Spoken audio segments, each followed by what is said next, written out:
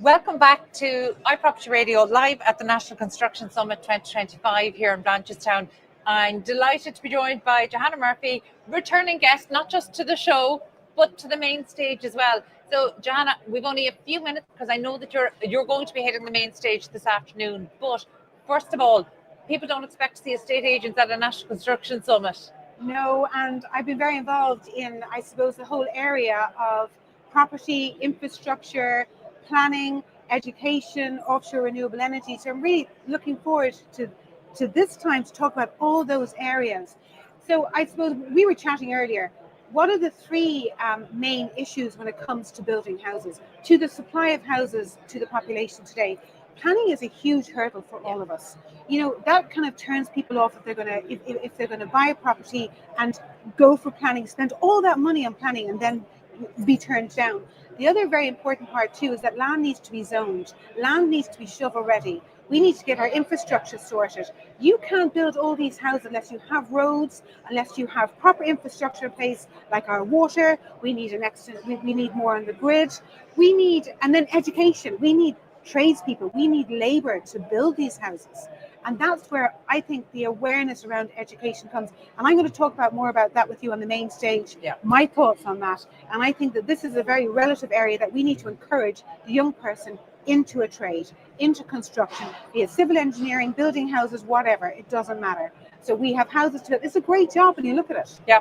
Really, really good job. Johanna, I hope you don't take offense when I say this because I mean it in a very positive way, but I think you're such an old school estate agent, and by old school you're absolutely on top of your technology and social media. And also when I say old school, I mean you understand that it's not just about the house you're selling, it's about the place, and not just the houses that you're going to be selling, but the new supply of homes coming in which can't be connected if they don't have water pipes going under them. And so actually I would say that there are not enough estate agents fighting for their place, particularly across the regions and across rural Ireland. So actually, how can estate agents get back to adding value? Yes, doing the day job, but getting back to that understanding that it's about more than the house, that it's about the place, and actually being a voice for change in their place. Yes, so I suppose, well, definitely you have to sell the location before you can sell a house. Because if you're going to buy a house, you're going to do your homework. Yeah. And where is that house positioned? What planning is around that house? How is this going to affect me in the future? And because I have children who are in their 20s, I'm very conscious that they're going to be looking for a house. And I see how hard it is out there. But I also see that there's positives out there. And it's really up to myself and other estate agents to relay those positives to the younger person so they will then feel encouraged to go out and buy a house. Yeah.